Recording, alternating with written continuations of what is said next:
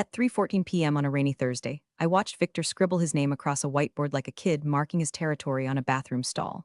Compliance is a bottleneck, he barked to no one in particular, while half the team nodded like bobbleheads wired for fear. I'd seen dogs with better instincts. I didn't say a word, just quietly double-checked the time stamp on my submission to the auditor, quarterly compliance report, digitally signed, archived and certified. My initials, locked and loaded, were the invisible keystone to this whole shaky skyscraper of a startup. Without them, the $250 million funding round everyone was foaming at the mouth over, just a PowerPoint fantasy. 7 years of hauling this place out of regulatory quicksand, and my reward was being told I was too slow because I wasn't high-fiving developers during their ping-pong breaks. The new COO, Victor, freshly poached from some doomed crypto outfit, had been here 2 months and already managed to convert the air into pure smug. His version of leadership was announcing agile transformation while forgetting to update the vendor risk protocol. But that was the game. I'd learned to keep my head down and my name off the Who's Expendable spreadsheets. Let the boys talk. Let them clap each other on the back and marvel at their own reflections in Zoom meetings. Me, I was just the woman who knew where the legal landmines were buried. Oh, and before we go on, if you're enjoying this kind of corporate chaos, do me a solid, click subscribe and toss a like. 90% of you listen without subscribing, and trust me, watching those numbers tick up motivates us way more than Victor's pep talks ever did. Anyway, I'd gotten used to being invisible, until Victor started trying to erase me. First came the streamlined meetings where I was left off the invite list. Then the weird CC drops from email chains I'd initiated. But the real canary in the compliance coal mine? One Tuesday morning, I found my audit checklist rewritten in Comic Sans. Comic, freaking, Sans. He wanted to gamify the process. I wanted to duct tape his face to a quarterly risk report. Still, I stayed calm. I documented everything. I ran every workflow like it might be my last. I checked every clause, every vendor cert, every godforsaken two-factor login, and prepped the firm for this mega funding round like I was building a house that had to survive an earthquake and an SEC raid at the same time. By Wednesday, the documents were sealed. Internal disclosures filed. External packets triple-reviewed. And my signature, my actual legal signature, was the final link in the compliance chain. The timestamp on that sign-off, 4:57 p.m., Wednesday, 4 minutes before close of business. No one noticed, no one cared. Victor was too busy photoshopping himself into the investor deck. But I knew what I'd done. I knew that my signature wasn't just a formality. It was the lock on the vault. The clause in the investor agreement that required a named compliance officer of record to validate the filings. And I was that name. That night, I packed my bag slower than usual, looked around at the half-lit office like it was a funeral home, and I was the last one paying respects. The funny part is, I didn't even dislike the job. I hated what it became under Victor. I hated how small people with big egos can ruin something quietly solid just because they don't understand it. I hated being told my caution was fear and my process was resistance. And I hated that I still cared. So I finished my tea, checked the audit log one last time, and walked out. My phone buzzed, Victor again, posting some cringe LinkedIn drivel about breaking silos and disruption. I smiled, not because I was happy, but because I was ready. Thursday afternoon smelled like fresh pizza and future lawsuits. The company had ordered lunch, pepperoni, and plastic smiles for the big funding readiness walkthrough. The war room, aka the second-floor conference room with the busted thermostat, was packed with engineers, product leads, HR, and Victor, who strutted in like he was about to ring the NASDAQ bell with his forehead. He clapped his hands once, just once, and people shut up like he had a remote control for human dignity. All right, people, he boomed, pacing like a motivational speaker who'd mainlined espresso and ego, we're at the finish line. Investors are ready. Product is stable and compliance. He stopped, looked right at me. Well, we're still waiting on some final slow walk checkboxes, right, Julia? The room chuckled, not loud enough to be bold, but just enough to let him know they knew which side their bread was microdosed with equity on. I didn't flinch. I was reviewing a line item on the escrow verification letter.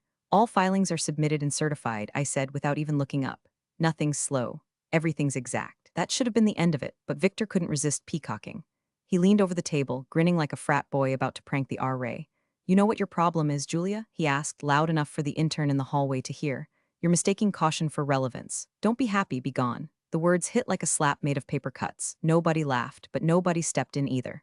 Victor turned to HR, who, to their credit, looked like they wanted to melt into their chairs and said, revoke her badge, and remove her from all Slack channels, effective immediately. My screen blinked. Slack signed me out mid-sentence. The badge around my neck went dead like a guillotine had cut the signal. And that's when I smiled. Not fake corporate, not brittle. Real, cold. The kind of smile that makes people uncomfortable because it doesn't match the moment. Okay, I said simply, gathering my notebook, my tea thermos, and the envelope I always kept in my desk drawer, just in case. Victor tilted his head, confused by my lack of protest. He wanted a scene, a meltdown, something to prove his power. What he got was silence and a woman who knew exactly what she was doing. Before I walked out, I sat at the edge of the table, opened my laptop one last time, and forwarded an email. Subject line: Formal Resignation and Compliance Transition Notice. Recipient: Mark Giddens, Senior Auditor, Wexley and Stein LLP. I attached the timestamp. 2:37 p.m. Eastern, just minutes after being locked out, and then I stood. People shifted. Chairs creaked. One of the product managers blinked like she was watching someone jump out of an airplane without a parachute. "She's really going?" I heard someone whisper. Like I hadn't just been fired in front of a live studio audience. I walked down the hallway like it was a runway, and the whole building had turned to fog. Half the sales team was still stuffing their faces with free pizza. My badge didn't beep at the exit, just gave one sad red blink, like a machine mourning a loss it didn't understand. Out in the parking lot, the October wind slapped me in the face, hard and cleansing. I stood there for a second, then laughed deep from the belly. Not because I'd been humiliated, but because no one in that building had any idea what had just broken. They thought I was a cog. They thought compliance was copy-paste and that signatures were stickers. They thought you could rip out the foundation the day before the housewarming party and no one would notice. But the thing about foundations, you don't realize they're gone until everything's already falling. By 8:07 a.m., Friday, Victor had already triple spritzed himself with whatever cologne smells like unearned confidence and parking lot Red Bulls. He strutted into the office like a man who thought he'd just shot the final scene in a hero movie, not the prelude to a train wreck. The main conference room was decked out like a venture-funded wedding. Catered breakfast from that bougie place with $6 croissants, fresh-cut fruit nobody was going to touch. And of course, 3 unopened bottles of champagne sweating in silver buckets. The founder, Daniel, was pacing in front of the whiteboard, mumbling his pitch under his breath like it was a TED talk that could summon the next round of capital. End-to-end architecture, zero trust compliance, cross-platform scalability, he was saying, eyes twitching from nerves or caffeine or both. Victor clapped him on the shoulder, teeth gleaming. "Relax, Daniel, it's done. Noon today and we're unicorns." People buzzed around like ants high on stock options.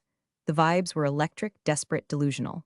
At 8:42, in the middle of setting up a screen share for the final pre-call with investor relations, a junior project manager, Amanda, sharp as hell despite being treated like an afterthought, furrowed her brow at the checklist. "Hey," she said cautiously, eyes still on her laptop, "do we have Julia's sign-off on the final disclosure packet?" The room wobbled for a moment. Victor didn't even look up from his phone. "Legal has it," he muttered. Amanda hesitated. "Are you sure? The version I have ends with her placeholder, not her signature." Victor finally glanced up, lips pursed like he'd just been asked to spell integrity. "She's compliance, not mission critical. Legal wraps that up anyway, it's covered." Amanda nodded, but her eyes didn't stop scanning.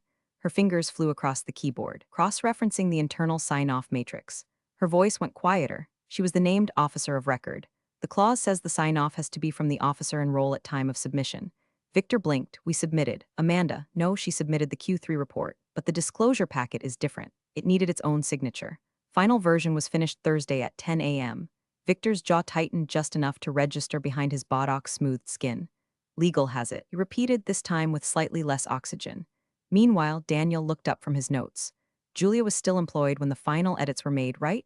Victor opened his mouth, closed it, then forced a shrug. "It's irrelevant. She didn't contribute anything meaningful. I reviewed it myself." Amanda, now clearly sweating, added, "You're not the compliance officer. It's a legal designation. You're not authorized to validate the filings." Victor waved his hand through the air like he was brushing away a fart. "Look, the investors don't care who signs what as long as the numbers are solid. It's just red tape." He smiled. A real big CEO-in-the-making grin. What he didn't know, what no one in that room seemed to grasp, was that Julia's role wasn't ceremonial. It wasn't filler. It was structure. Her signature wasn't a rubber stamp. It was the only legal bridge between internal filings and external audit verification. And legal didn't have anything. Because Julia never signed the final packet. Because Julia, as of 2:37 p.m., Thursday, no longer worked there. But Victor didn't know that yet, or maybe he just didn't want to. So the day marched on, high fives flying, toasts preemptively drafted. They were gearing up to celebrate the deal of the decade. And somewhere in a silent folder marked urgent, audit trail, the absence of one woman's name had already started to rot everything from the inside. At 9:13 a.m., right as Victor was walking back from his pre-victory latte run, an email hit the shared executive inbox like a stray bullet. Subject line: urgent. Julia Ames sign-off confirmation needed before noon close. Sender: Martin H. Gill, lead counsel, Midtown Capital. The body was clinical but cold. Per closing procedure, we require final compliance documentation signed by the active officer of record for regulatory acknowledgement. Please confirm Julia Ames' signature on the updated disclosure packet and provide continuity compliance memo as discussed. Deadline, 11:30 a.m. EST. MHG Victor's smile twitched just slightly. He stood frozen halfway into the conference room, fingers clenched around a paper cup that said "You got this" in cheery blue font. He reread it, then again. Then he hit forward, barely typing a note above the thread. "Can someone confirm Julia signed this?" He blasted it to HR, legal, and Amanda, as if urgency could be crowdsourced. The first reply came from legal: "We don't have the final signature on file." Second reply, HR, short, brutal: "She resigned. You said it was fine." Molly Victor stared at it like the words were in Morse code. Then hit reply all. When exactly did she resign? Another HR ping, this time with an attachment. A PDF, Julia's resignation email sent at 2:37 p.m. Thursday, timestamped, confirmed, and digitally initialed. The final sentence hit him hardest. As of this message, I am no longer serving in the capacity of compliance officer for Cardant Systems, effective immediately. His face drained. Amanda leaned in through the open conference room door. Do we have the continuity memo? Midtown's been asking for it all week. Victor blinked like she'd spoken in a dialect of regret. What memo? The continuity memo. It confirms compliance oversight wasn't interrupted during the transition. Only the outgoing officer can issue it. Silence. Victor checked his phone. Opened Julia's contact. Texted, "Need to talk ASAP, please respond urgently." No response. He called voicemail after 2 rings. He called again, straight to voicemail. Daniel was now at the window, tapping his pen against the glass like Morse code for "I will kill you if this falls apart." "Everything okay?" he asked without turning. Victor forced a chuckle. Yeah, just a formality. Legal's cleaning it up." Amanda wasn't buying it. She didn't sign the disclosure packet. "If we don't have the memo either," then Victor cut her off. "Don't panic." But he was already sweating. Because panic had already arrived, it just hadn't made its entrance yet. And now the champagne was no longer chilled. It was sweating like he was. He opened his laptop and tried drafting a memo himself, Googling language from Julia's past filings like he was doing a high school book report 5 minutes before class. But the system wouldn't let him submit under her credentials. Access revoked. He tried using his own signature line. The portal blinked back, unauthorized. Amanda hovered. "Even if you wrote it, it wouldn't be valid. Julia has to issue it. It's on the investor's checklist. Clause 9B. Victor stood up suddenly, chair scraping behind him. "I'll call Midtown myself. Smooth it over." He walked into the hallway and shut the door behind him. Inside, the room fell still. Amanda refreshed the inbox. Another email came through from Midtown's legal team. Subject, follow up. Compliance memo. Julia Ames required. No one said a word. Because now, even the interns could feel it. Something was missing. And it wasn't just a signature, it was the one person who knew how to stop this thing from unraveling. At 10:04 a.m. sharp, the company's bank, Bannerstone Trust, received an automated hold request on escrow account #448-19. The request came from Midtown Capital's legal division and was flagged for immediate compliance verification. The subject line alone could make a CFO's heart stop. Escrow pause, awaiting officer confirmation and regulatory memo per Clause 9B. 3 minutes later, legal pinged Victor on Slack, what was once Julia's domain now full of emoji reactions and shallow applause. Legal, 10:07 a.m. We've just been notified the escrow is frozen pending compliance verification. Midtown is requesting we provide the continuity memo signed by Julia Ames. They're refusing to proceed otherwise. Victor read it 3 times, then muttered shit under his breath loud enough for the intern next to him to pretend not to hear. He straightened his spine, forced a grin, and asked for more coffee. Daniel noticed. "Everything okay? Fine. It's just banking logistics. You know how they are, cautious." Victor's voice was steady, but his collar was suddenly tighter, like someone had turned up the pressure on his own necktie. Then the elevators dinged. Early. The first board member stepped out, Darlene Cho, audit pitbull, hair sharper than most blades. She was followed by Armin Ghazari, the investor liaison with the personality of a redacted CIA file. They weren't due until noon. Victor's smile twitched like a muscle giving out. "Didn't expect you all until the close," he said, opening his arms like a magician mid-flourish. Darlene set her bag down with the kind of precision that usually came before lawsuits. Midtown called a check-in, said there's a gap in the compliance trail, figured we should hear it in real time. Victor's knuckles tightened around his ceramic coffee mug. Daniel blinked. "Wait, what gap? We filed everything. Didn't we?" Amanda, now fully red-eyed and riding a wave of dread, chimed in from the corner. "Julia didn't sign the final disclosure packet, and we don't have the continuity memo. Legal says only the officer of record can certify continuity at submission." Victor's jaw twitched. "They're making a mountain out of a line item." Darlene raised an eyebrow. "A $250 million line item." Victor tried to speak again, but was interrupted by another ping, this time from the law firm representing their Series D syndicate. "No additional funds will be dispersed until regulatory chain is intact. Please confirm Julia Ames' official status." The lawyer's message had all the warmth of a death notice. Victor pulled out his phone, scrolled with desperation, and opened Julia's file, finally digging through her email trail like it held some loophole, some buried clause to save his ass. And there it was, dated 3 weeks prior. Subject line, clarification on officer transition policy. Julia had written it directly to him.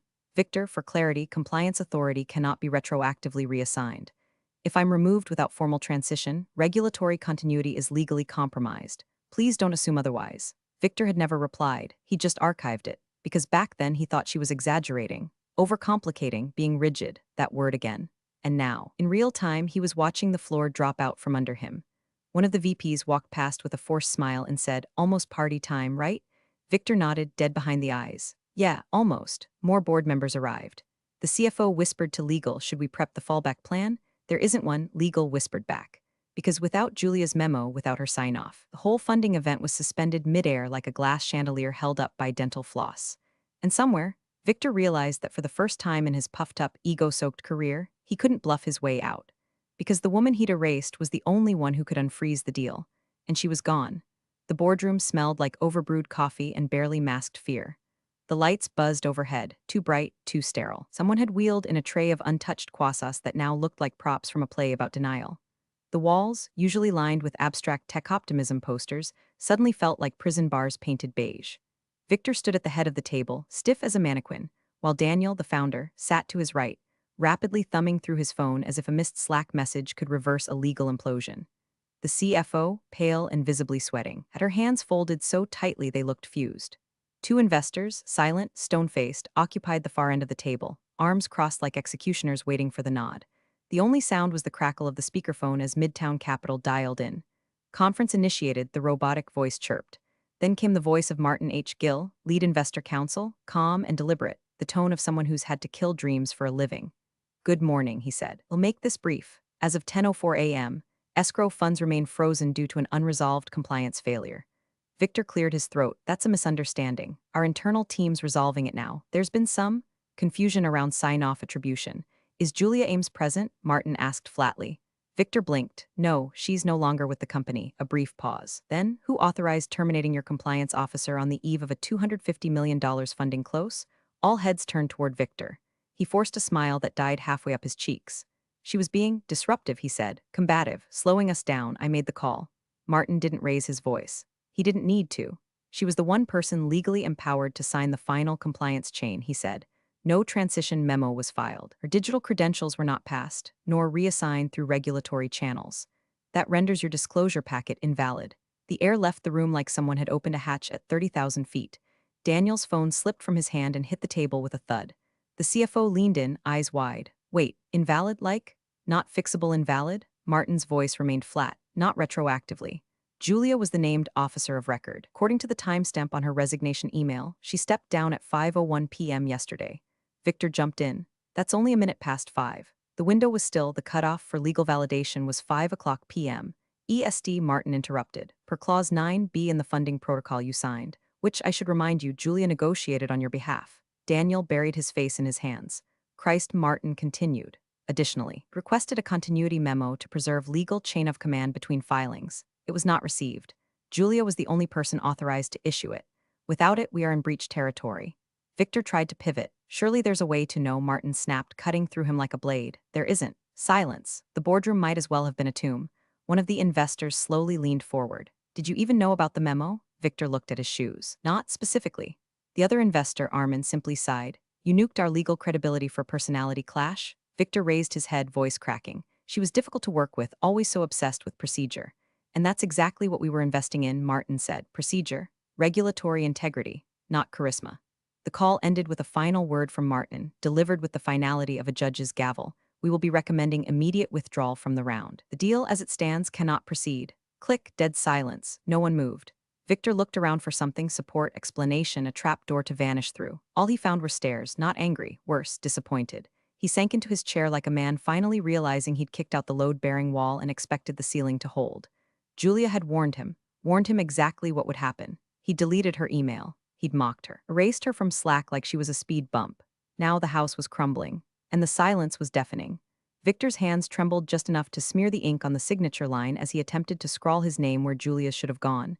It wasn't even subtle. He printed it like a panicked fifth grader trying to forge a parent's signature on a field trip slip. The pen skipped. His face flushed. He looked up at the CFO like a child showing a drawing, desperate for approval. She didn't even look at the paper. "You're not the compliance officer." He muttered something about emergency delegation, but no one was listening anymore. They were watching a man unravel. Legal had already tried submitting his revised disclosure packet to the auditor, who sent back an icy rejection within minutes. Subject: filing invalid officer of record required from Jenna M. Audit Associate Wexley and Stein LLP 2. Legal Team Cardant Systems. Julia Ames was the certified officer of record at time of final packet assembly. Her credentials were revoked prior to the compliance window. Substitution is not permitted post-resignation. Signature chain broken. Filing integrity compromised. The phrase "filing integrity compromised" hit like a sentence in a medical diagnosis: dry, technical, and terminal.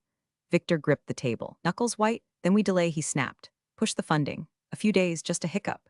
The CFO looked toward Midtown's investor rep Armin, who'd been standing near the window all morning with arms folded like a bouncer at the gates of consequences. Armin didn't even blink. "That window is closed." Victor stared at him like he'd misheard. "You're saying no extension?" "I'm saying your filing is legally dead," Armin replied. "This was a coordinated, multi-party deal. Our entire risk profile was structured around that timeline. The train's gone. But there's still interest," Victor pushed. "They still want to invest." "They did," Armin said, emphasis cold as a snowstorm, "when you had your shit together." Victor turned to HR like a drowning man reaching for a floating stapler. "You didn't flag her resignation," he barked. "You didn't escalate, you let her walk. This is on you." HR Director Molly, calm and still as a firing squad captain, didn't flinch. "We followed your directive," she said. "You said, quote, make her disappear before EOD. She's toxic." The founder Daniel winced so hard his face seemed to fold inward. "You said that?" he whispered. Victor looked around for backup, but the room had already begun to shrink away from him, people leaning back in chairs, crossing arms, glancing down at phones like maybe another headline would break the silence. In the corner, Amanda stared at her laptop screen, still open to the Slack thread from yesterday where Victor had posted a gif of a guillotine with the caption, "New process for dead weight." No one had laughed, but no one had said anything either. Now they all remembered. Victor pounded the table once, an impotent thud that landed somewhere between rage and surrender. The CFO took a breath. "If the funding collapses, we'll have to halt expansion. Delay Q4 hiring. Possibly pause the product launch." The silence that followed was worse than shouting. It was consent. Legal slowly began gathering their folders. Armin finally uncrossed his arms. "I'd recommend your board convene without him present," he said. Victor's head jerked up. "Excuse me, this isn't salvageable, but some of your leadership may still be." Daniel looked like he might be sick.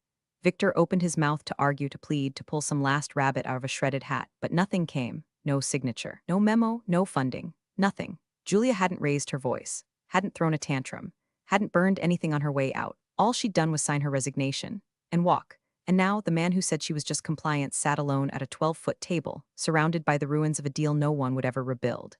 At 11:02 a.m., in the same room that had been prepped for celebration, champagne buckets sweating like guilty men under lights, congratulatory name cards still perched like gravestones, a grim, post-mortem silence hung in the air. Victor sat hunched at the end of the table like a man awaiting sentencing, while the board muttered and whispered in small clusters, trying to calculate who would bleed and who would walk. The CFO flipped through her iPad with a kind of mechanical detachment, like she was trying to dissociate through calendar invites and unread Slack threads. Then Amanda, who'd remained mostly silent since her early warnings were dismissed, spoke up from the side of the room. "Has anyone checked where Julia actually went?" Her voice sliced through the tension like piano wire. Victor looked up, bloodshot and blinking. "What?" Amanda's fingers moved fast, browser open, tabs firing like missiles. She typed, "Julia Ames plus new role," and there it was. Center screen, clear as sunlight. "Midtown Capital welcomes Julia Ames as Director of Regulatory Strategy," published. 9:07 a.m.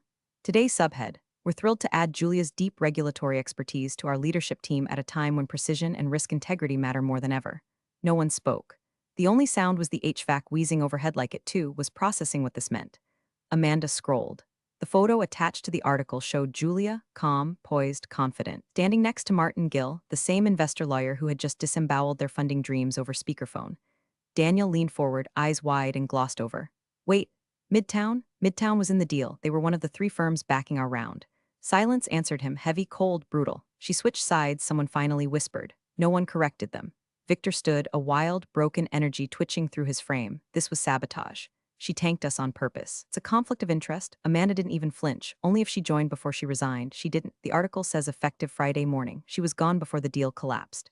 The CFO slowly raised her eyes. You mean she timed it? Amanda nodded. Looks like it. Daniel exhaled like a man being exercised. She warned us. Victor's voice cracked. She threatened. No, Daniel snapped. She warned you. You just didn't listen. Everyone remembered now. That quiet, measured tone Julia always used when explaining the risks, the procedures, the things no one ever wanted to slow down long enough to understand.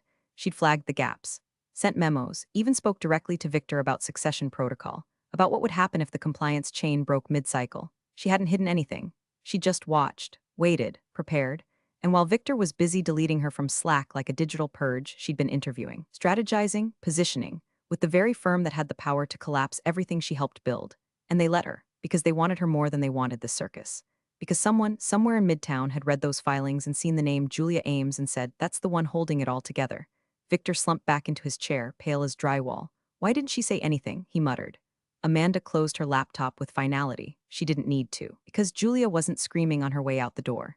She was walking through another one that opened into a boardroom with better lighting, sharper knives, and a chair reserved just for her. The call came at 11:28 a.m. sharp, just 2 minutes before the closing deadline. Everyone in the boardroom was frozen in place, Victor halfway standing, the CFO clutching her tablet like a life raft, Daniel still muttering under his breath about maybe we can delay, and the two investors sitting like stone statues with thousand-yard stares. The speakerphone crackled to life. Martin H. Gill's voice, sharp and measured as ever, echoed through the silence. Our auditor has completed final checks. Victor swallowed hard, nodding like the man still running the meeting. Martin continued. The chain of custody on your compliance filing ends at 5:01 p.m. yesterday. No one moved. Our compliance officer resigned 1 minute after the cutoff for legal validation. There is no continuity memo. There is no active signature. Victor opened his mouth, perhaps to deny, perhaps to beg, but Martin didn't wait. Beat. The deal is off. Click. Silence. Not dramatic, not chaotic, just hollow, like the oxygen had been sucked out of the room. Victor sat back down as if gravity had just remembered he existed. His eyes glazed over, mouth slightly open, the corner of his jacket still wrinkled from when he'd stood in triumph only hours earlier. No one looked at him. No one offered a word of comfort. Daniel stared at the wall, blinking slowly like he'd forgotten how to speak. The CFO gently closed her tablet and reached for kwasa she didn't eat. One of the investors stood and left the room without a word, briefcase still zipped shut. A quiet thud echoed through the building as the future slammed shut. And across town, several floors up in a different building, sunlight filtering through clean glass, Julia Ames stirred honey into her coffee. The room around her was calm, minimalist, uncluttered.